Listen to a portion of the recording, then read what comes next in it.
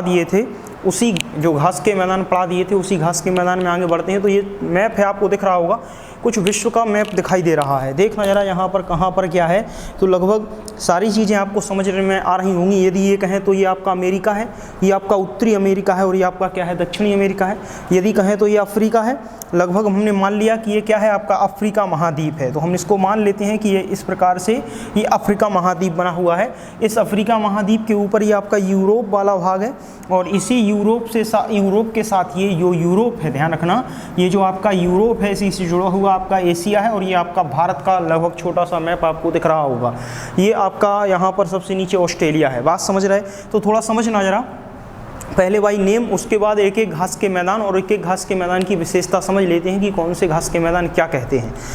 तो सबसे पहले नंबर पर ये आता है, तो यहाँ पर ये अमेरिका है। तो इस अमेरिका का यदि कहें तो खुद जानते हो कि ये जो भूमध्य रेखा है, इस भूमध्य रेखा को यदि हम हटा दें तो भूमध्य रेखा से कोई मतलब विशेष है नहीं हमारा, आप भी समझदार हो, क्योंकि भूमध्य रेखा से यहाँ पर आपको यदि कहें तो ये भूमध्य रेखा के बीच में पड़ने वाले जो मैदान थे उनको हमने क्या कहा था, उष्णकटिबंधीय क्षेत्र कहा था। और इस मैदान को क्या कहा था, उष्णकटिबंधीय घास के मैदान कहा था, क्योंकि जो 0 डिग्री के आपके ऊपर होंगे और 0 डिग्री के नीचे होंगे वो आपके उष्णकटिबंधीय क्षेत्र के अंतर्गत आएंगे। पूरा का पूरा उष्णकटिबंधीय क्षेत्र कहलाएगा। लेकिन जो आपका 0 से लेके जो 30 है ऊपर, और 0 से लेके जो आपका ये 30 है, ये तो आपका क्या रहेगा, उष्णकटिबंधीय रहेगा। लेकिन 30 से लेके यहाँ लगभग 66.5 आपका साउथ, और 30 से लेके यहाँ 66.5 आपका जो नॉर्थ रहेगा, ये आपका क्या रहेगा, ये आपका एक प्रकार से यहाँ पर कुछ गर्मी भी रहेगी और कुछ ठंडक भी, जिसको हमने क्या कहा था, शीतोष्ण नाम दिया था। गर्मी भी और आपकी ठंडक भी, उसको हमने क्या कहा था, ये वाला वो भाग और ये वाला भाग आपका क्या रहेगा, शीतोष्ण। ये दक्षिणी शीतोष्ण रहेगा, ये उत्तरी शीतोष्ण रहेगा। इस शीतोष्ण के ऊपर सीधा हमने आपको बताया था ध्रुवीय प्रदेश आएंगे, उत्तरी ध्रुव, और ये आपका क्या रहेगा, दक्षिणी ध्रुव। 5 प्रकार के जो कटिबंध है वो हमने आपको बताए थे। उन 5 प्रकार के कटिबंधों में ये पूरा रहा आपका जो 0 डिग्री से 30 डिग्री ऊपर और 0 डिग्री से 30 डिग्री नीचे। मेनली देखा जाए तो 30 डिग्री तक ना जाके आपका 22 से 23 डिग्री तक ही जाता है, लेकिन फिर भी हम 0 से 30 डिग्री मान लेते हैं। तो ये भाग क्या कहलाता है, ये उष्णकटिबंधीय क्षेत्र, जिसके अंतर्गत आने वाले घास के मैदान उष्णकटिबंधीय घास के मैदान आते हैं। जबकि इसके यहाँ यदि कहें इसके बाद एक लाइन और जाएगी यहाँ जो 66.5 की जाएगी, तो हमने अभी बनाई नहीं है, ज़रूरत नहीं है क्योंकि जगह भी कम है। ये जो लाइन जाएगी वो 66.5 की जाएगी इसके और नीचे। तो उस 66.5 तक 23 डिग्री से लेके ये 30 डिग्री या 23 डिग्री से लेके 66.5 डिग्री तक जो आपका दूसरा कटिबंध रहेगा, उस दूसरे कटिबंध को हम क्या कहेंगे, उस दूसरे कटिबंध को नाम दिया था शीतोष्ण, यानी कि वह वहाँ पर ठंडक भी है थोड़ी सी और गर्मी भी है। तो ये वाला भाग जो रहेगा ये शीतोष्ण। ये जो घास के मैदान रहेंगे ये वाले और ये वाले, ये किस घास के मैदान के अंतर्गत आएंगे, चूंकि ये शीतोष्ण कटिबंध के अंतर्गत पड़ते हैं तो इनको हम क्या कहेंगे, शीतोष्ण घास के मैदान। वहाँ पर हमने आपको जो कटिबंध समझाए थे यहाँ पर 23.5 डिग्री लिखा था ना, हम यहाँ समझाने के लिए 30 डिग्री यहाँ लिया है, क्योंकि एक्यूरेट जो मान चलता है वो तो 23.5 रहता है, लेकिन वहाँ तक आपका जो मान है मुख्य रूप से जो ठंडक और गर्मी महसूस होता है वह 30 डिग्री के बाद ही महसूस होता है। तो उस मैदान को 30 डिग्री से लेके चलते हैं, लेकिन वो बड़ा इशू नहीं है सर, कहीं पेपर में नहीं आता है, आप निश्चिंत रहें। चाहे 23.5 डिग्री लिखा हो या 30 डिग्री लिखा हो कोई फ़र्क नहीं पड़ता, चाहे आप 23.5 डिग्री लिख लो, सर 30 डिग्री लिख लो, कोई बड़ी बात नहीं है इसमें, ठीक है। अब जरा समझना, ये शीतोष्ण जो आपके उष्णकटिबंधीय घास के मैदान हैं, उष्णकटिबंधीय घास के मैदान तो ये रहे, ये आपके उष्णकटिबंधीय घास के मैदान आ जाते हैं। तो सबसे पहले हम उष्णकटिबंधीय पढ़ लेते हैं। उष्णकटिबंधीय को समाप्त करने के बाद फिर हम कहाँ जाएंगे, आपके जो उष्णकटिबंधीय के बाद फिर शीतोष्ण। शीतोष्ण किसमें है, ये 30 डिग्री लाइन के ऊपर उत्तर में और 30 डिग्री लाइन के नीचे दक्षिण में, दोनों जगह कौन से घास के मैदान पाए जाते हैं, शीतोष्ण पाए जाते हैं। बात समझ में आ रही होगी कि नहीं आ रही है हमारी बात। ये बात हम पिछले वीडियो में भी बता चुके थे, ध्यान करो, जहाँ पर हमने एक अर्थ बना का गोला बनाया था, ये 0 डिग्री भूमध्य रेखा बनाई थी, इसके 23.5 डिग्री कहा था कि ये एक रेखा जा रही है जिसको आप कर्क रेखा बोल रहे थे। ये दूसरी रेखा 66.5 रेखा जा रही थी आपकी नॉर्थ, और ये 23.5 डिग्री नॉर्थ, इसको हम क्या कह रहे थे, आपकी जो इसको 66.5 उत्तरी रेखा कह रहे थे। इसके नीचे जो रेखा जा रही थी इसको 23.5 डिग्री आपकी साउथ कह रहे थे। इसके बाद यदि कहें तो इसके नीचे जो जा रही थी वो आपकी 66.5 डिग्री, जिसको हम क्या कहें, इसको हम 66.5 डिग्री साउथ कह रहे थे। इसमें जो कटिबंध थे, यदि इसको बीच को गायब कर दिया जाए तो ये आपके 5 प्रकार के जो कटिबंध, एक ये बन गया जिसको उष्ण कटिबंधी बोले, इसके ऊपर ये आपका, और ये किस क्या कहे इसको शीतोष्ण कटिबंधी बोले। ये लास्ट में जो रह गया नीचे, इसको हमने क्या नाम दिया था आपको, उत्तरी ध्रुव और दक्षिणी ध्रुव। तो ये हम आपको पहले भी बता चुके। अब बात किसकी कर रहे हैं, तो इसमें घास के मैदान की चर्चा करनी नहीं है क्योंकि अत्यधिक ठंड पड़ती है, जबकि यहाँ पर अत्यधिक क्या होती है, आपकी गर्मी होती है, तो बरसात भी यहीं होती है। तो यहाँ पर घास के मैदान पड़ेंगे, इसके ऊपर घास के मैदान पड़ेंगे। केवल इन्हीं भागों में क्या करना है, घास के मैदान। तो पहले इस उष्ण कटिबंधीय वाले भाग में घास के मैदान पढ़ लेंगे, फिर उसके बाद जो रहेंगे वो शीतोष्ण कटिबंधीय घास के मैदान की चर्चा हम करेंगे। तो इन्हीं में आपको समझाना था और यहीं पर हम क्या कर रहे थे, चल रहे थे। बात समझ में आ गई होगी सर। अब जरा समझना जरा कौन कौन से घास के मैदान हैं जो आपके पाए जाते हैं, देखना सर। यहाँ पर सबसे पहले नंबर पर जो घास का मैदान आता है वो घास का मैदान आता है सवाना घास का मैदान। तो कहाँ पर क्या है, ये आपका जो भाग है ये उत्तरी अमेरिका है। ये कौन सा भाग है, ये भाग आपका उत्तरी अमेरिका है। ये कौन सा भाग है, उत्तरी। यदि कहें कि ये कौन सा भाग है, तो ये आपका जो भाग है ये आपका दक्षिणी अमेरिका वाला भाग है। ये कौन सा भाग है, दक्षिणी अमेरिका वाला भाग है। यदि कहें कि ये उत्तरी अमेरिका है, यदि कहें ये दक्षिणी अमेरिका है, बात समझ गए, ये उत्तरी अमेरिका है, ये दक्षिणी अमेरिका है। फिर उसके बाद कहें तो ये अफ्रीका महाद्वीप आता है। तो यहाँ पर कहें तो जो बीच वाला भाग है, ध्यान रखना, ये मध्य अफ्रीका आता है।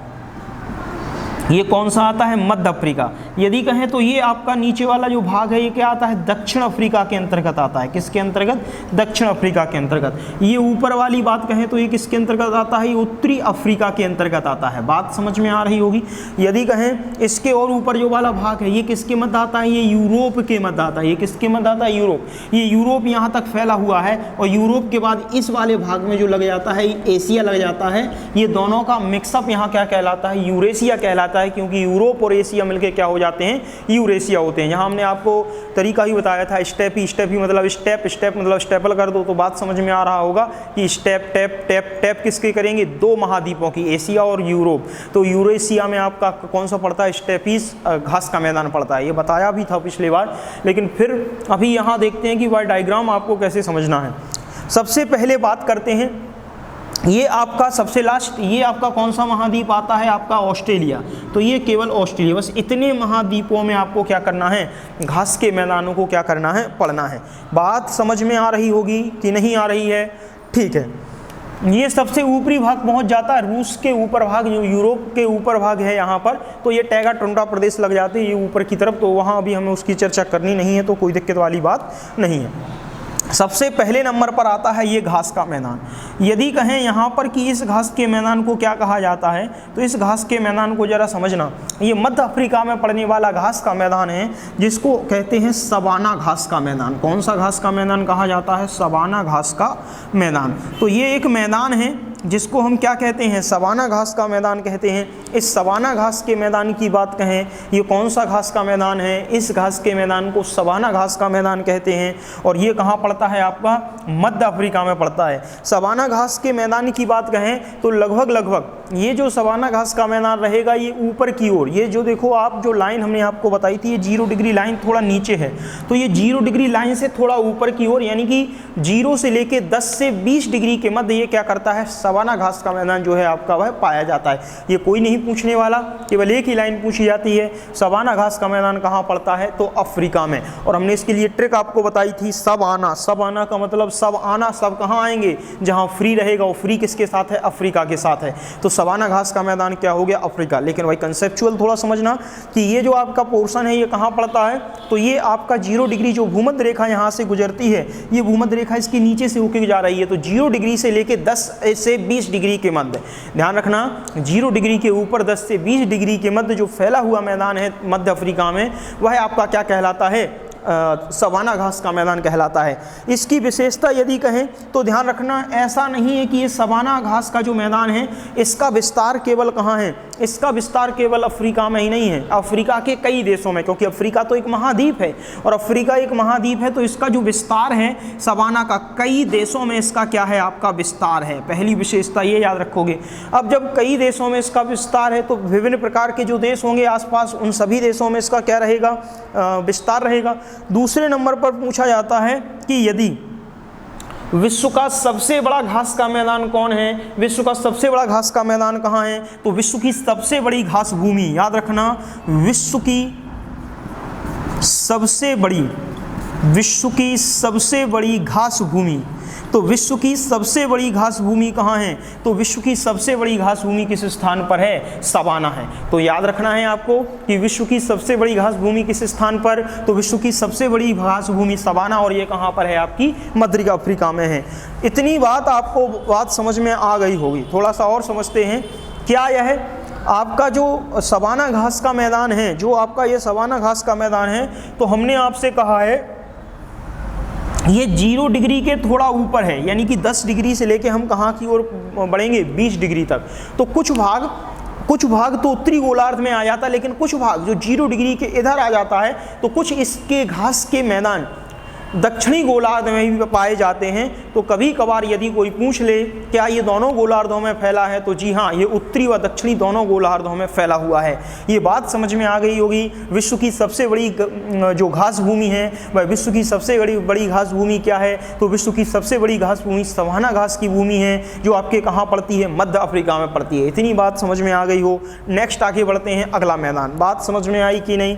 यहाँ पर थोड़ा सा और एक पॉइंट रख लेते हैं। जब यह विश्व की सबसे बड़ी घास भूमि है, तो यहाँ पर पूरे विश्व में सबसे बड़े आकार के जीव जंतु कहाँ पाए जाते, तो पूरे विश्व के सबसे बड़े आकार के जीव जंतु सर्वाधिक मात्रा में कहाँ मिलते हैं, यहीं, यानी हाथी हुआ, गैंडा हुआ, आपका जिराफ हुआ, और कई प्रकार के जो जंगली जीव हैं वो सारे के सारे, चाहे आपका शेर हो चाहे बाघ हो, तो बड़े बड़े जितने भी हैं, ध्यान करो, अफ्रीकन शेर नाम सुना होगा, तो बड़े बड़े जो आकार के जो जंतु हैं वो कहाँ पाए जाते, तो वो भी इसी सवाना घास के मैदान में पाए जाते हैं।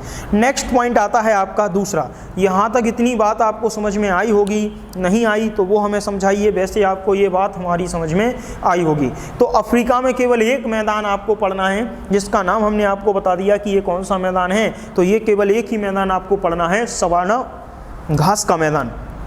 दूसरा, ये दक्षिण अमेरिका है, और दक्षिण अमेरिका के यहाँ पर ध्यान रखना, ये जो भाग है ये क्या है आपका, दक्षिणी अमेरिका है। और दक्षिणी अमेरिका में एक स्थान पड़ता है, ध्यान करो, वेनेजुला। तो एक स्थान है वेनेजुला, कहाँ है, तो वेनेजुला जो है वो यहाँ पर पड़ता है, यहाँ पर, यानी कि यहाँ पर जो पड़ता है वो वेनेजुला पड़ता है। तो हम यहाँ पर मान लें कि ये स्थान क्या है आपका, वेनेजुला है। अब ये स्थान वेनेजुला हमने मान लिया कि ये स्थान जो है वो, ये स्थान क्या पड़ता है, ये स्थान आपका वेनेजुला है। और वेनेजुला है, तो यहाँ वेनेजुला में भी एक घास का मैदान पाया जाता है, और उस घास के मैदान को क्या कहते हैं, लानोस। तो याद रखना, लानोस घास का मैदान कहाँ है, वेनेजुला में। और वेनेजुला कहाँ है, दक्षिण अमेरिका। तो पेपर में पूछा जाए, चाहे लानोस कहें, चाहे आपका लानोस कहें, तो चाहे ऑप्शन में वेनेजुला हो, और वेनेजुला यदि ऑप्शन में नहीं है तो अमेरिका हो, दक्षिणी अमेरिका हो, कोई भी ऑप्शन में मिल जाए, आपको उसको टिक कर देना है। देखना, यदि दक्षिण अमेरिका और वेनेजुला दोनों ऑप्शन में हुए, वैसे तो ऐसा होगा नहीं, लेकिन यदि सपोज दैट मान लिया कि दोनों हैं, वेनेजुला भी है और दक्षिण अमेरिका भी है, तब फिर आप किसको टिक करोगे, अमेरिका भी है, तो आप वेनेजुला को टिक करोगे, क्योंकि स्पेसिफाई मैदान तो वही है। बात समझ में आई है कि नहीं, कि स्पेसिफाई मैदान तो वही है, कि यदि वेनेजुला और उसमें चयन आपको करना हो तो आप किस पर जाओगे, वेनेजुला पर जाओगे। कभी कभार पूछा जाता है इसी वेनेजुला में, ध्यान रखना, इसी वेनेजुला में एक घाटी है कोलंबिया, ध्यान रखना, कौन सी घाटी, कोलंबिया। तो यहाँ पर यदि हम कहें तो एक आपकी घाटी है कोलंबिया, तो हम यदि वेनेजुला ना पूछ के ये कहें कि कोलंबिया घाटी में कौन सा घास का मैदान है, तो कोलंबिया घाटी में याद रखना लानोस घास का मैदान है। वही लानोस कोलंबिया घाटी में पड़ता है, और वही लानोस कहाँ पड़ता है आपका, वेनेजुला में पड़ता है। नेक्स्ट पॉइंट आता है, ध्यान रखना, इसी में जब यह कोलंबिया या वेनेजुला कोलंबिया की घाटी में फैला हुआ होता है और वेनेजुला नामक स्थान पर फैला हुआ होता है, तो इसको हम कहते हैं लानोस। लेकिन यही मैदान जब आगे यहाँ पर अमेजन के जंगलों में, अमेजन की घाटी में फैल जाता है, तो इसको कहा जाता है सेल्वास। यानी कि यहाँ पर जब यह सैलवास जो है वो कहाँ पर पाया जाता है, तो याद रखना अमेजन की घाटी में। कहाँ पड़ता है ये? अमेजन की घाटी में। नाम क्या याद रखना, देखो दोनों के लिए याद रखना है, यही घास का मैदान है। जब इसका विस्तार यहाँ नीचे की ओर अमेरिका की तरफ बढ़ जाता है, लेकिन यहाँ पर यह किस घाटी में पड़ता है? अमेजन घाटी में। अमेजन घाटी में जो घास का मैदान है उसको सैलवास कहा जाता है, लेकिन कोलंबिया, इसके ऊपर ही अमेजन घाटी के ऊपर कोलंबिया घाटी है, ये यहाँ पर कोलंबिया घाटी है, यहाँ पर पड़ने के कारण इसको क्या कहा जाता है? तो कोलंबिया घाटी में पड़ने के कारण इसको कहा जाता है लानोस कहा जाता है। बात समझ में आई कि लानोस किसको कहा जाएगा? तो इसको हम क्या कहते हैं? कोलंबिया घाटी में पड़ने के कारण इसको लानोस कहा जाता है। इतनी बात समझ में आ रही कि नहीं आ रही? कोई दिक्कत तो नहीं? अभी दो ही बताए, एक सवाना घास का मैदान जो कहाँ पड़ता है? मध्य अफ्रीका में पड़ता है। ये विश्व की सबसे बड़ी घास भूमि है, यहाँ पर विश्व के सबसे बड़े जंतु पाए जाते हैं, बड़े आकार के जीव जंतु यहाँ पाए जाते हैं। दूसरा पॉइंट हमने आपसे कहा, यहाँ दक्षिण अमेरिका में एक स्थान है, दक्षिण अमेरिका, ये उत्तरी अमेरिका है, इसके नीचे दक्षिणी अमेरिका है। दक्षिणी अमेरिका में ध्यान रखना है क्या, यहाँ पर जो आपकी दो घाटियाँ हैं, ऊपर की तरफ कोलंबिया घाटी है, नीचे की तरफ अमेजन घाटी है। अमेजन घाटी में जो आपका पड़ेगा उसको हम क्या नाम देंगे? सैलवास। जबकि कोलंबिया घाटी में पड़ने वाले घास के मैदान को क्या कहेंगे हम? लानोस। तो याद रखना, पूछा जाता है लानोस किस स्थान पर? कोलंबिया। जबकि सैलवास घास का मैदान कहाँ पाया जाता है? अमेजन की घाटी में पाया जाता है। इतनी बात समझ में आई है कि नहीं? पहले ये बताइए। यहाँ इतनी बात समझ में आई है कि नहीं? पहले ये बताइए। फिर सुनिए दूसरा पॉइंट, यहाँ देखिए, यहाँ ये अमेजन घाटी हमने लिख यहाँ दिया है, वास्तव में अमेजन घाटी इस तरफ होना चाहिए, क्योंकि होती अमेजन घाटी यहाँ है, हमने जगह नहीं थी तो लिख वहाँ दिया। अब यहाँ पर जो आपका ये वाला जो भाग है, ये कौन सा भाग है? दक्षिण अमेरिका का ये पश्चिमी भाग था। दक्षिण अमेरिका का ये पश्चिमी भाग था। दक्षिण अमेरिका का जो पूर्वी भाग है, यानी दक्षिणी अमेरिका जो हिस्सा है, उस दक्षिणी अमेरिका का जो पूर्वी भाग है, इस पूर्वी भाग में ध्यान रखना, इस पूर्वी भाग में जिसको आप क्या कहते हो? ये साउथ अमेरिका है, लेकिन साउथ अमेरिका का कौन सा भाग है? पूर्वी भाग है। और साउथ अमेरिका के पूर्वी भाग में, साउथ अमेरिका के कौन से भाग में? पूर्वी भाग में। तो साउथ अमेरिका के पूर्वी भाग की बात कहें तो इस पूर्वी भाग में भी एक मैदान और पड़ता है जिसका नाम है कैंपास। ध्यान करो, कंपोज या कैंपास कहें या कंपास कहें, एक ही बात है, या कैंपास कहें, ये एक ही बात है। पंपास अलग है सर, पंपास अलग है।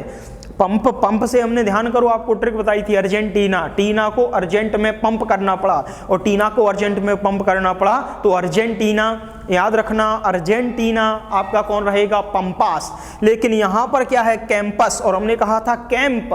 कैंप मतलब कौन सा कैंप बेहतर होगा? तो फुटबॉल सबसे अच्छी कहाँ के लोग खेलते हैं? ब्राजील। तो हम किस कैंप में जमा होना चाहेंगे? ब्राजील के, क्योंकि फुटबॉल कहाँ अच्छी खेली जाती? ब्राजील। तो कैंपास मैदान कहाँ पर है आपका? ब्राजील। बात समझ में आ रही है? वो ट्रिकें इसलिए बताई थी ताकि वो आपके काम आए। तो डायग्राम ही है, ये तो चित्र के माध्यम से है, लेकिन आपको वो ट्रिक जो हमने आपको बताई थी वो बहुत काम आती है। एग्जाम में कोई कंफ्यूजन होता है तो उससे क्लियर हो जाता है।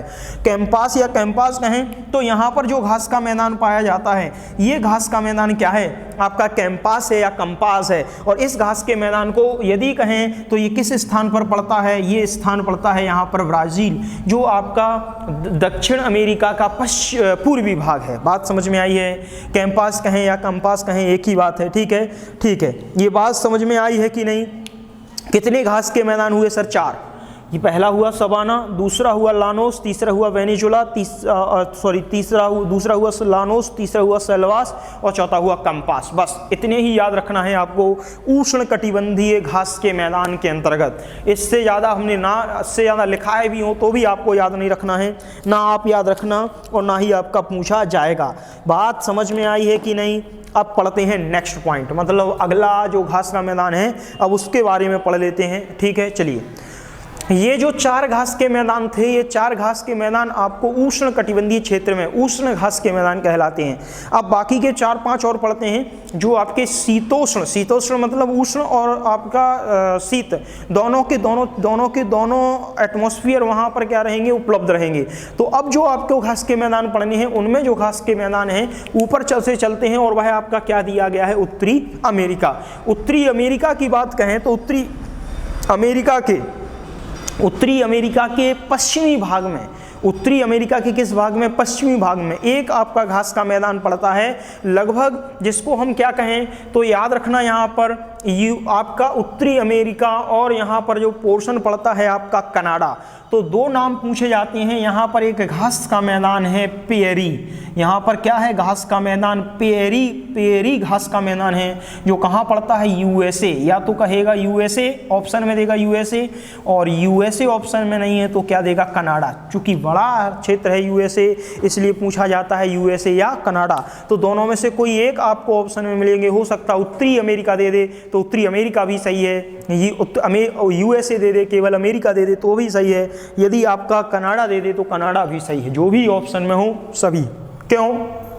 क्योंकि ये सभी जगह फैले हुए हैं। पेरी, यूएसए, कनाडा, जिसको उत्तरी अमेरिका कहते हैं, पूरे के पूरे क्षेत्र में फैला हुआ है। इस पेरी की बात कहें तो जरा समझना, इस पेरी की बात की जो आपको इंपॉर्टेंट पॉइंट याद रखना है वो क्या याद रखना है, थोड़ा समझते हैं, सुनिए। देखना, यहाँ ये उत्तरी अमेरिका है। अब इसको नाम को हटा देते हैं, ठीक है ना। चलिए इस नाम को हटा देते हैं। यहाँ पर एक पॉइंट आपको याद रखना है, क्या? वो देखिए कैसे ये घास के जो मैदान है, इस घास के मैदान की बात करते हैं। सुनिए, ये ऊपर है, ध्यान करो, 66.5 डिग्री। इस 66.5 डिग्री से ऊपर से कौन सी हवाएं चलेंगी? तो ठंडी हवाएं चलेंगी, ठंडी जलधारा। ध्यान करो, ठंडी हवाएं चलेंगी क्योंकि ठंडी जलधारा आ रही है। और ठंडी जलधारा आ रही है तो ये 0 डिग्री से कौन सी जलधाराएं जा रही हैं? ध्यान करो, ये समुद्र रेखाओं भी पढ़ के आए हैं जलधाराएं। ये 0 डिग्री से कौन सी रेखाएं ऊपर की ओर उठ रही हैं? 0 डिग्री से जो रेखाएं उठ रही हैं गर्म जलधाराएं हैं। कौन सी जलधाराएं हैं? गर्म जलधाराएं। ऊपर जो आ रही हैं अलास्का वाले भाग से, वो ठंडी जलधाराएं आ रही हैं। अब यहाँ पर ध्यान रखना, ये जो आपका जो ठंडी जलधाराएं हैं, यहाँ से ये गर्म जलधाराएं हैं। यहाँ जब ये ठंडी जलधाराएं और गर्म जलधाराएं हैं तो याद रखना कि नीचे वाले स्थान से चलने वाली जो हवाएं हैं, एक स्थान है यहाँ चिनकू, उसको कहा जाता है चिनकू की गर्म हवाएं या चिनकू की गर्म जलधाराएं। ध्यान रखना, चाहे चिनकू की गर्म जलधारा कहें या चिनकू की गर्म हवाएं कहें, इनको क्या कहा जाता है? तो यहाँ एक पर्वत पड़ता है और उसको कहा जाता है रॉकीज पर्वत। पूछा भी गया है कि रॉकीज पर्वत कहाँ है, तो रॉकीज पर्वत जो है वह आपका अमेरिका में पड़ता है। यहाँ पर एक रॉकीज पर्वत है। इस पर्वत से आके ये क्या करने लगती हैं? टकराने लगती हैं। चिनकू जो गर्म हवाएं हैं और ये आपकी ठंडी हवाएं हैं, ऊपर से ये आपकी यहाँ पर आके टकराने लगती हैं। और इन दोनों के स्थान पर यदि सपोज दैट ये ऊपर से ठंडी हवाएं ही आ रही होती और नीचे से ये गर्म हवाएं जो हैं आपकी ना जा रही होती, तो क्या करती? ये पूरे के पूरे रॉकीज पर्वत और अन्य स्थानों को क्या करती है? ठंडी हवाएं बर्फ में जमा देती। लेकिन नीचे से आने वाली जो गर्म हवाएं हैं, उनके कारण ये जो बर्फ पड़ती है यहाँ, इस बर्फ का क्या कर लेती हैं? ये हवाएं भक्षण कर लेती हैं। तो इनको क्या कहा जाता है? जो चिनकू हवाएं हैं, या जो आप कहते हो चिनकू की गर्म हवाएं हैं, जिनको आप कहते हो चिनकू पवने, तो इनको क्या कहा जाता है? हिम भक्षणी कहा जाता है। हिम भक्षणी क्यों? हिम मतलब क्या? बर्फ को, और भक्षणी मतलब भक्षण करने वाली।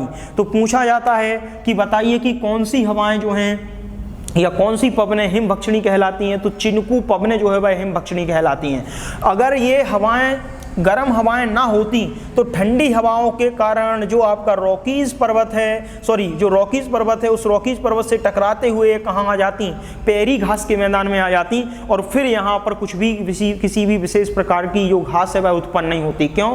यहाँ पर पूरे के पूरे उसमें केवल ठंडा प्रदेश पाया जाता और किसी भी प्रकार का कोई गर्म आपका हवा ना होने के कारण जो मौसम वो घास के अनुकूल ना होता। बात समझ में आई है? तो यहाँ पर ठंडे प्रदेश होने के बावजूद भी क्या बना है? आपका घास का मैदान जो है वह आपका निर्मित है, और वह घास का मैदान कौन है? आपका पेरी। इस पेरी की एक विशेषता और याद रखते हैं, यह जो घास के मैदान है ये किस लिए प्रसिद्ध हैं? ये घास के लिए तो प्रसिद्ध हैं ही भाई, घास के मैदान है तो घास की जाएगी बड़े पैमाने पर और घास को बेचा जाएगा। लेकिन अब हुआ क्या है, अब प्रचलन क्या आ गया है कि घास के साथ साथ बड़े पैमाने पर इन मैदानों में गेहूं की खेती की जाने लगी है। और अभी हाल ही में उल्लेखनीय है कि अमेरिका में क्या उत्पादन होने लगा है, गेहूं का उत्पादन भी होने लगा है। तो वो उत्पादन कहाँ किया जा रहा है, सर्वाधिक उत्पादन इसी पेरी के मैदान में किया जा रहा है, इसी पेरी में। तो आपको याद रखना है कि अब पेरी में किस किस के लिए उपयोगी है, तो पेरी जो है वो घास व गेहूं उत्पादन के लिए क्या हो गया है, प्रसिद्ध हो गया है। बात क्लियर है, चूंकि घासीय मैदान है तो घास के लिए तो प्रसिद्ध होगा ही, साथ साथ हमने क्या कहा, ये आपका गेहूं उत्पादन के लिए क्या हो गया है, प्रसिद्ध हो गया है। इतनी बात क्लियर है। दूसरा पॉइंट पढ़ते हैं। पेरी हमने आपसे क्या कहा था, ट्रिक भी वहाँ बताई थी, पेरी से पे सबसे ज़्यादा कौन करता है, जो अमीर है, और सबसे ज़्यादा अमीर कहाँ के लोग हैं, USA के हैं। तो कनाडा उसके साथ जोड़ के रखना है। नेक्स्ट आओ, इसके बाद यदि कहें तो अगला पॉइंट है स्टेपीज। ये रहा यहाँ पर अगला घास का मैदान है, और ये घास का जो मैदान है, ये कौन सा घास का मैदान है, ये स्टेपीज घास का मैदान है। वैसे तो हमने इसका तरीका ही आपको बताया था कि स्टेपीज का मतलब क्या है, स्टेप पी, चाहे तो स्टेपल से समझ लीजिए कि स्टेपी मतलब स्टेपल कब करते हो, दो चीज़ों को जोड़ने के लिए। दो चीज़ों कौन है, यूरोप और एशिया और यूरोप दोनों में कौन सा घास का मैदान पाया जाता है, तो स्टेपीज घास का मैदान पाया जाता है। तो बात समझ में आई होगी, ये तो डायरेक्ट याद है, फिर भी इसकी जो विशेषता है वो समझ लेते हैं। सुनिए जरा, समझना जरा क्या है, सुनिए।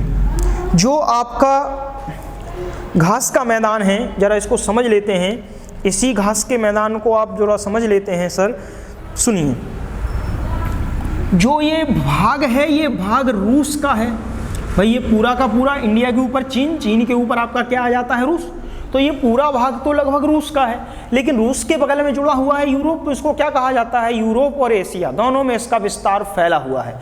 लेकिन पेपर में यदि यूरेशिया, वैसे यूरेशिया ही पूछा गया है अभी तक, लेकिन यदि यूरेशिया ना हो और रूस ऑप्शन में हो तो रूस भी आपको क्या करना है, टिक करना है। गलत नहीं कहोगे आप, रूस भी आपको क्या करना है, टिक करना है। लेकिन यदि हम कहें इसी में स्टेपीज को, यही हम थोड़ा सा समझ लें, समझते चलना जरा। यदि कहें इसी को, इसी के ऊपर स्थान है, ये इसके ऊपर थोड़ा और स्थान है, तो इसका विस्तार लगभग स्टेपीज का काफ़ी दूर तक है। और स्टेपीज का विस्तार यदि विस्तार काफ़ी दूर तक है, तो यहाँ पर एक स्थान है आपका, ध्यान रखना, उस स्थान का नाम है हंगरी। और हंगरी इस स्थान का नाम है। तो हंगरी पर पड़ने वाले घास के मैदान को क्या कहा जाता, तो ये अलग नाम आपको याद रखना है, और वो नाम है आपका पुष्टाज। याद रखना, क्या कहा जाता है इसको, पुष्टाज। अब कोई कहे ये पुष्टाज क्या, तो हंगरी स्थान पर पड़ने वाले घास के मैदान को क्या कहा जाता है, पुष्टाज कहा जाता है। और ये पुष्टाज वही घास का मैदान है जो आपका यूरेशिया की सीमा और एशिया और यूरोप की सीमा पर पड़ता है। तो उसको हम क्या कहते हैं, उसको आप स्टेपीज कहते हो। लेकिन यही घास का मैदान, ध्यान रखना, यही घास का मैदान जब आपका विस्तृत होकर हंगरी और यूक्रेन के पास पहुंचता है तो इसको क्या कहा जाता है, पुष्टाज कहा जाता है। तो हंगरी में यदि कहें पुष्टाज कहाँ है यूरेशिया, लेकिन एक्यूरेट यदि वह पूछे तो कहाँ माना जाएगा, पुष्टाज आपका कहाँ माना जाएगा, हंगरी में माना जाएगा कि आपका पुष्टाज कहाँ है, हंगरी। जबकि स्टेपीज किसको टिक करोगे आप, स्टेपीज रूस में हो तो टिक कर दो, आपका यूरेशिया में है तो टिक कर दो, एशिया में है तो भी विस्तार है, आप इसको क्या कर सकते हो, टिक कर सकते हो। अब जरा समझते हैं, यदि कहें इस स्टेपीज नदी है, ये स्टेपीज जो घास का मैदान है, इस स्टेपीज घास के मैदान की थोड़ी सी विशेषताएं आपको समझनी है कि जो स्टेपीज घास का मैदान है ये कहाँ कहाँ तक विस्तृत है, किस किस प्रकार से इसका विस्तार है। तो इस स्टेपीज घास की पश्चिमी सीमा, सपोज दैट हम ये कह लें कि ये स्टेपीज घास की पश्चिमी सीमा है, तो इस स्टेपीज घास की पश्चिमी सीमा किस नदी के द्वारा निर्धारित की जाती है, ये प्रश्न पेपर में पूछा जाता है। तो एक नदी है, जिस नदी के माध्यम से, जिस नदी के द्वारा इस स्टेपीज घास के मैदान की सीमा जो है वह निर्धारित की जाती, और वह नदी का नाम क्या है, डैन्यूब। तो याद रखना, डैन्यूब। कोई कहे किस नदी के द्वारा, तो डैन्यूब नदी के द्वारा स्टेपीज घास के मैदान की पश्चिमी सीमा का क्या किया जाता है, निर्धारण किया जाता है। ये बात समझ में आ गई कि नहीं आ गई। अब दूसरा पॉइंट फिर समझना कि यदि कहें इस स्टेपीज के बारे में कि स्टेपीज में किन चीज़ों का उत्पादन किया जाता है। तो याद रखना यहाँ पर भारी मात्रा में, यहाँ पर स्टेपीज में भारी मात्रा में गेहूं का उत्पादन किया जाता है। किस मात्रा में? भारी मात्रा में गेहूं का उत्पादन किया जाता है। और भारी मात्रा में, अधिक मात्रा में जब गेहूं का उत्पादन किया जाएगा तो गेहूं का उत्पादन बड़े पैमाने पर होगा। जब गेहूं का उत्पादन होगा तो गेहूं से किसकी तैयारी होती है? गेहूं किसके लिए प्रयोग किया जाता है? रोटी के लिए, रोटी बनाने के लिए गेहूं का प्रयोग किया जाता है, या चपाती बनाने के लिए या रोटी को बनाने के लिए गेहूं का प्रयोग किया जाता है। तो पूछा जाता है किस घास के मैदान को रोटियों की डलिया की संज्ञा से जाना जाता है? तो स्टेपीज घास के मैदान को रोटियों की डलिया के नाम से जाना जाता है। याद रखना, यदि हम कहें कि यहाँ पर एक स्थान पड़ता है स्टेपीज, जो स्टेपीज घास का मैदान है, इसका विस्तार पश्चिमी में डेन्यूब नदी तक है। लेकिन इस स्टेपीज में भारी मात्रा में किसका उत्पादन किया जाता है? तो भारी मात्रा में इसमें गेहूं का उत्पादन किया जाता है। और सर्वाधिक जो उत्पादन होता है वो स्टेपीज मैदान में होता है, लेकिन एक स्पेसिफाई मैदान में। और उस मैदान का नाम हम कहें तो उस मैदान का नाम है यूक्रेन। उस मैदान का नाम क्या है? यूक्रेन। तो यूक्रेन के क्षेत्र में जो स्टेपीज मैदान पड़ता है वहां पर अन्य मैदानों की अपेक्षा सर्वाधिक गेहूं का उत्पादन होता है, जिस कारण से इसको क्या कह सकते हैं? या तो यूक्रेन को, या यूक्रेन में पड़ने वाले स्टेपीज घास के मैदान को रोटियों की डलिया के नाम से क्या किया जाता है? संबोधित किया जाता है। क्लियर रहा पॉइंट? कोई दिक्कत तो नहीं? फिर समझना क्या कहा। स्टेपीज घास का मैदान सभी जगह है, एशिया और यूरोप दोनों जगह विस्तृत है। यूरोप में भी, एशिया में भी विस्तृत है, यूरोप में भी विस्तृत है। लेकिन यदि बात कहें, किसकी बात कहें? यदि हम बात कहें कि इसको रोटियों की डलिया कहाँ कहा जाता, तो हंगरी में तो इसको पुष्टाज कहा जाएगा, यूरोप एशिया में या रूस में इसको केवल आप इसको स्टेपीज कहेंगे। लेकिन जब थोड़ा सा यूक्रेन पर पहुँचते हैं तो यूक्रेन जो पोर्शन है वहाँ इसी स्टेपीज घास के मैदान में अत्यधिक गेहूं का उत्पादन किया जाता है।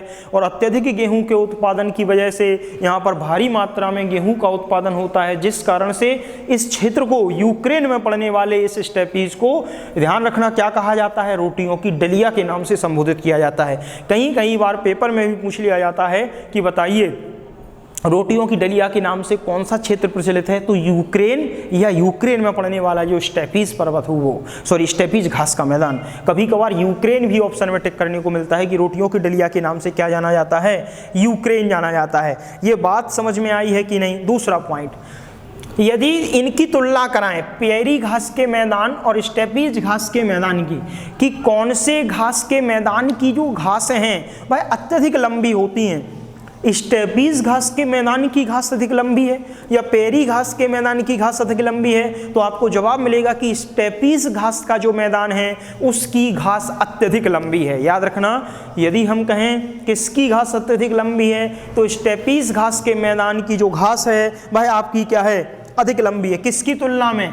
पेरीज घास की तुलना में स्टेपीज घास के मैदान की जो घास है वह क्या है? अधिक लंबी है। इतनी लंबी है कि व्यक्ति यदि घास में प्रवेश कर जाए तो वह दिखाई नहीं देगा, कहाँ विलुप्त हो गया व्यक्ति पता नहीं चलेगा। तो बड़ी लंबी लंबी घास जो है आपकी पाई जाती हैं। बात समझ में आई है? ठीक है, नेक्स्ट पॉइंट पढ़ते हैं। अगला पॉइंट ले चलते आपको, समझना जरा, समझते रहना।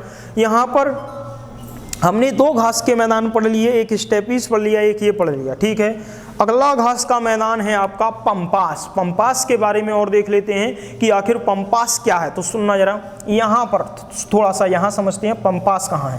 पंप का मतलब क्या कहा था? अर्जेंटीना। टीना को अर्जेंट में पंप करना पड़ा, तो अर्जेंट मतलब अर्जेंटीना, और पंप अर्जेंट में टीना तो अर्जेंटीना, और पंप मतलब पंपास। तो पंपास घास का मैदान कहाँ है?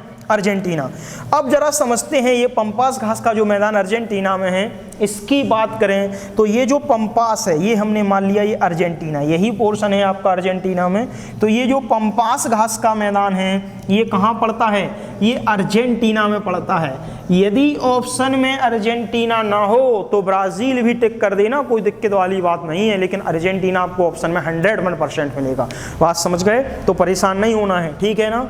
यदि अर्जेंटीना ना हो तो ब्राज़ील करना, नहीं तो प्राथमिकता किसको दोगे? अर्जेंटीना को दोगे। अब पंपास घास के मैदान के बारे में थोड़ा समझ लेते हैं कि जो पंपास घास का मैदान है वो कहाँ कहाँ, क्या क्या इसकी विशेषताएं हैं। ये पंपास जो है वो अर्जेंटीना में तो है, साथ साथ एक स्थान है उरुग्वे, यहीं पर एक स्थान है उरुग्वे। तो उरुग्वे, यदि ये अर्जेंटीना है ठीक है, लेकिन यदि कहें अर्जेंटीना और उरुग्वे में कौन सा घास का मैदान है तो भी टिक करना कि पंपास जो है वह अर्जेंटीना में भी पाया जाता है और उरुग्वे में भी पाया जाता है, क्योंकि थोड़ा भाग इस पंपास का कहाँ विस्तृत है, उरुग्वे में विस्तृत है। यहीं अर्जेंटीना के बगल में उरुग्वे है, जहाँ पर भी इसका जो भाग है वो क्या है, कुछ विस्तृत है। अब बात कहें कि यहाँ पर ध्यान रखना, यहाँ पर क्या क्या विशेष प्रकार की चीज़ें जो हैं वह आपकी पाई जाती हैं, तो वो सुनिए, थोड़ा समझ लेते हैं कि किस क्या क्या घास जो है आपकी पाई जाती हैं। ध्यान रखना, यहाँ देखते हैं जरा, यहाँ पर पंपास जो घास का मैदान है कहाँ समझ लें, यहीं पर दिख रहा है ना, ये नहीं दिख रहा, नहीं दिख, अच्छा ये नहीं दिख रहा है, ठीक है सर, यहाँ नहीं दिख रहा है, नीचे हम यहाँ ऊपर लिखते हैं। ये तो समझ गए विश्व का सबसे बड़ी घास भूमि, ये हाथी समझ गए, गेंडा समझ गए, कैंपास समझ गए, यहाँ लिख लेते हैं, ठीक है ना, यहाँ लिख लेते हैं। 2-3 ही पॉइंट है, सुनिए। पंपास के इंपॉर्टेंट पॉइंट, यदि कहें कि पंपास, तो पंपास के इंपॉर्टेंट पॉइंट क्या है, तो पहला इंपॉर्टेंट पॉइंट क्या है, जो आपकी अल्फा घास पूछी जाती है कि अल्फा घास कहाँ पाई जाती, तो अल्फा घास, ध्यान रखना, अल्फा घास के मैदान कहाँ हैं, तो एकमात्र स्थान है पंपास, जहाँ पर अल्फा घास जो है वह आपकी पाई जाती है। इस अल्फा घास की विशेषता क्या है, इसकी जो घास होती है वह किस प्रकार की होती है, तो यह एक फलीदार पौधा होता है। ये क्या होता है, एक फलीदार, अब देखो घास है और घास भी फलीदार होती है, और फलीदार घास होती है तो ये बहुत ही पोषक तत्व प्रदान करती है। अब कोई कहे क्या फलीदार घास है और पोषक तत्व बहुत ही पोषक तत्व प्रदान करती है, तो ये घास है लेकिन इसमें फलियां लगती हैं और बहुत ही पोषक होती है, लेकिन मनुष्यों के लिए नहीं। घास कौन खाता है, जानवर, तो ये जानवरों के लिए पोषक दायक होती है, यानी जानवरों के लिए इसमें क्या होते हैं, बहुत ही अच्छे पोषक तत्व प्राप्त कराती है ये घास, अल्फा घास। ध्यान रखना, पंपास कौन से घास का मैदान पड़ता है, यहाँ पंपास जो घास का मैदान है यहाँ पर अल्फा घास पाई जाती है। ये विश्व प्रसिद्ध घास है अल्फा। ये जानवरों के लिए बहुत ही अच्छी घास मानी जाती, जिसको खाने के बाद जानवरों को, जंतु या जानवर जो हैं आपके, उनको बहुत ही अच्छे पोषक तत्वों की प्राप्ति होती है, और अच्छे पोषक तत्वों की प्राप्ति होने की वजह से यहाँ के जो जानवर हैं वो, ध्यान रखना, बहुत ही हष्टपुष्ट, मतलब बहुत ही हष्टपुष्ट होते हैं। और उसके साथ ही जब यहाँ पर जानवर हष्टपुष्ट होंगे तो जानवरों से क्या चीज़ प्राप्त होगा, पहला मांस और दूसरा दूध। तो ये जो आपका स्थान है मांस व दूध के लिए भी क्या होता है, ये आपका प्रसिद्ध होता है। तो आपका जो अर्जेंटीना है वह किसके लिए विश्व प्रसिद्ध है, तो अर्जेंटीना अपने देश में सर्वाधिक मांस और दूध के लिए क्या है, आपका विश्व प्रसिद्ध है। अर्जेंटीना मुख्य रूप से किस टाइप के लिए, तो अर्जेंटीना मुख्य रूप से मांस का उत्पादन अधिक करता है, दूध थोड़ा कम करता है। तो याद रखना कि यहाँ पर फलीदार पौधा है, अल्फा घास पाई जाती, और अल्फा घास पाई जाने के कारण यहाँ पर जो जानवर हैं इनको ले जाया जाता है, और जब जानवर यहाँ की घासों को खाते हैं तो जल्दी ही बड़े हष्टपुष्ट हो जाते, और जब हष्टपुष्ट हो जाते तो बड़े से बड़े महंगे रूप में इनको बेच दिया जाता है, और यहाँ पर बड़े पैमाने पर मांस का जो है व्यापार किया जाता है। तो मांस उत्पादन के लिए कोई कहे तो टॉप पोजीशन किसकी है, तो मांस के उत्पादन के लिए सबसे पहले नंबर पर जो पड़ता है वो मांस उत्पादन के लिए पहले नंबर पर कौन जाना जाता, तो मांस उत्पादन के लिए सबसे पहले नंबर पर अर्जेंटीना आपका जो है वह आपका पाया जाता है। यानी अर्जेंटीना जो है वह मांस उत्पादन में क्या है, सर्वाधिक टॉप पर है। बात समझ में आई होगी कि नहीं, ठीक है। अच्छा, लेकिन ध्यान रखना, नगर यदि देश तो अर्जेंटीना है, मांस उत्पादन के लिए नगर है तो शिकागो नगर है यूएसए का। ये मत समझ लेना कि यहाँ पर जो आपका मांस उत्पादन के लिए अर्जेंटीना, देश में सबसे ज़्यादा उत्पादन अर्जेंटीना करता है मांस उत्पादन का, लेकिन कोई एक आपका स्थान का है शहर, तो सर्वाधिक वह शहर जहाँ पर मांस का उत्पादन किया जाता है वो शिकागो, जहाँ पर आपके स्वामी विवेकानंद के द्वारा पहला भाषण दिया गया था। ये वह स्थान है जहाँ पर मांस का उत्पादन क्या किया जाता है सबसे बड़े पैमाने पर। तो मांस जो आपका जो सबसे ज़्यादा उत्पादन क्या है, तो सबसे ज़्यादा उत्पादन करने वाला देश अर्जेंटीना, मांस उत्पादन में सबसे ज़्यादा उत्पादन अर्जेंटीना। लेकिन एक मंडी है जो शिकागो में है, तो विश्व प्रसिद्ध मंडी कहाँ पर है, तो मांस की जो विश्व प्रसिद्ध मंडी है वह आपकी शिकागो USA। ये बात समझ में आई है कि नहीं आई है, पहले बताओ। ठीक है, कोई दिक्कत तो नहीं, यहाँ तक कोई दिक्कत नहीं है, पंपास भी क्लियर है। अगला आपका आता है बेल्ट। बेल्ट यदि कोई कहे तो बेल्ट आपका जो है वो यहाँ पर है साउथ अफ्रीका में। बेल्ट कहाँ है, यहाँ पर, ये बेल्ट है। ये बेल्ट आपका क्या है, और बेल्ट से हमने कहा था बोल्ड। बोल्ड कहाँ के करते हैं लोग सबसे ज़्यादा, देखो ऑस्ट्रेलिया की पिचों पर बाउंस है। डाउंस मतलब बाउंस, बाउंस कहाँ है, ऑस्ट्रेलिया की पिचों पर, तो बाउंस यानी डाउंस, डाउंस कहाँ हो गया आपके ऑस्ट्रेलिया में।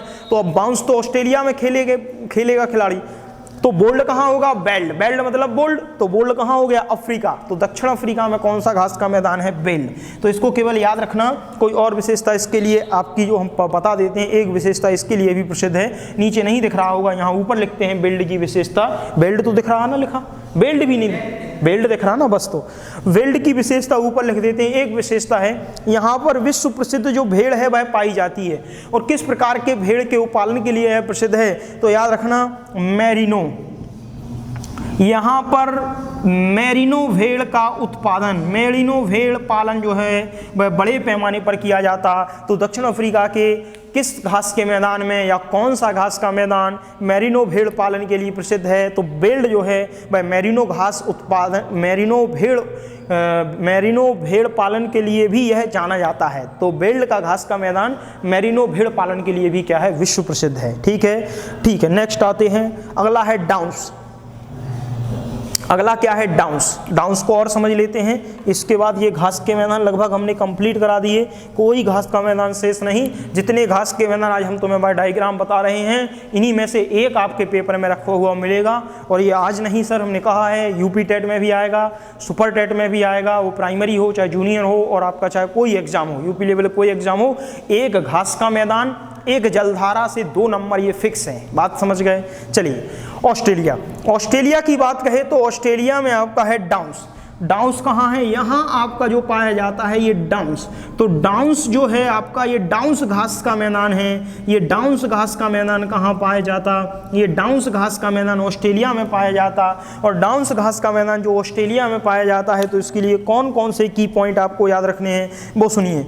यहाँ पर भी वही इंपॉर्टेंट पॉइंट, यहाँ पर भी मैरिनो भेड़ का उत्पादन, मैरिनो भेड़ का पालन किया जाता है। उत्पादन नहीं होता भेड़ का, मैरिनो भेड़ का क्या किया जाता है, पालन। देखो जरा, ये दक्षिण अफ्रीका और ये आपका ऑस्ट्रेलिया का पश्चिमी ऑस्ट्रेलिया, दोनों भाग एक जैसे हैं। तो यहाँ दोनों जगह क्या है आपका, मैरिनो भेड़ का उत्पादन किया जाता।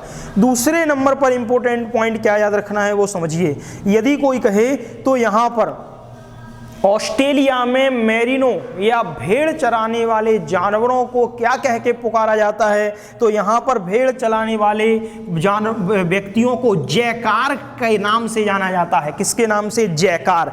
तो याद रखना, यहाँ पर मैरिनो भेड़ का पालन करने वाले लोग, मैरिनो भेड़ को चराने वाले लोगों को क्या कहा जाता है, जयकार। कहाँ के निवासियों को, पश्चिमी ऑस्ट्रेलिया या ऑस्ट्रेलिया के निवासी जो आपके डाउन्स के घास के मैदान में मकान बनाकर रहते हैं,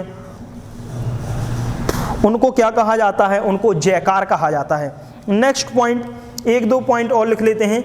यदि कहें कि ये कहाँ है, तो याद रखना, ये जो घास का मैदान है ऑस्ट्रेलिया, यहाँ ऊपर से एक नदी आई है और नीचे से एक नदी आई है, और इन्हीं 2 नदियों की घाटी में जो बना हुआ घास का मैदान है वो आपका डाउन्स घास का मैदान है। तो कौन कौन सी नदी, तो यहाँ पर 2 नदी हैं। एक मरे नदी नीचे से आई है ये, और ऊपर से डार्लिंग नदी जो है वह आपके ऊपर से आई है। तो ये डार्लिंग नदी, मरे नदी, इन दोनों नदियों का जो मिलन है, उसका जो आपका यूं कहें कि जिसको आप कहते हो कि नदियों का जो उपजाऊ क्षेत्र है, बीच का जो भाग है, वही आपका कौन सा स्थान बनता है, वही घास का मैदान बनता है, जिसको हम क्या कहते हैं, डाउन्स घास का मैदान कहते हैं। बात क्लियर है, कोई दिक्कत तो नहीं है, पहले ये बताओ, कोई दिक्कत तो नहीं। जो ये मरे और डार्लिंग नदी के बीच जो उपजाऊ क्षेत्र है, वहीं पर आपका क्या है, ऑस्ट्रेलिया में एक घास का मैदान है, उसको ही क्या कहा जाता है, उसको ही कहा जाता है डाउन्स। तो ये क्लियर हो गया होगा सर, और ज़्यादा कोई दिक्कत वाली बात होगी नहीं। एक लास्ट हम आपको और बता देते हैं, वैसे तो ये ज़रूरत वाली बात नहीं है, तो इतना काफ़ी है। हमारी तरफ से इतना हो जाएगा, कोई दिक्कत वाली बात नहीं है। ठीक है, बस इतना ही आपको पढ़ना है। ठीक, एक कैंटरबरी है, एक कैंटबरी है जो आपका न्यूजीलैंड का है घास का मैदान, तो वो आता नहीं है, लिख लेना कैंटबरी न्यूजीलैंड। ठीक है, सारे घास के मैदान हो गए, ये कंप्लीट है घास के मैदान। हमने थ्योरी पहले ही कुछ भाग कंप्लीट करा दिया था, थोड़ा बहुत जो रह गया था तो हमने यहाँ पर क्लियर करा दिया। याद क्या रखना है, सवाना घास का मैदान सवाना, इसके बाद स्टेपीज घास का मैदान दूसरा, पेरी घास का मैदान तीसरा, सेल्वास, लानोस, इसके बाद पंपास, और आपका ये बच गया वेल्ड, और ये बच गया आपका डाउन्स, और कोई आपके घास के मैदान बचे नहीं, बस यही थे। हंगरी में इसको क्या कहा जाता है, पोस्टाज। बस इतने ही घास के मैदान आपको क्या करने हैं, याद रखने हैं। क्लियर है?